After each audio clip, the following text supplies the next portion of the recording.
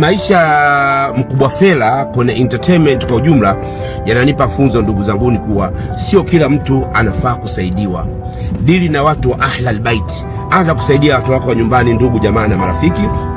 Alafu ukiona kiasi kimebaki kingine, saidia watu wa pembeni. Imagine leo mtu kama Mkubwa Fella namna alivyowasaidia watu na hiki anachokipitia, do you think ana deserve? Sasa ujumbe kwako, kuna watu maarufu wakubwa kina Mwambino walikuwa wakisaidiwa, hasa kipindi kile ambacho baadhi ya media zipiji nyimbo zake. Mwambino alipata msaada mkubwa sana na akili kubwa kutoka kwa mtu kama Mkubwa Fella. Hapa ni muombe Mwana-FA kupitia wizara maalum anayoiongoza afanye kitu kuhusu Mkubwa Fella, kwa sababu ameacha alama kwenye muziki wa Bongo Flava, ameacha alama kwenye entertainment, ameacha alama kwa watu mmoja mmoja, kayagusa maisha yao kama alivyoyagusa maisha ya Ruge Mutahaba. Kwa hivyo niombe tu ndugu zangu, hili ni funzo. Tafakari, unawasaidia watu gani? Unawashika mkono watu gani?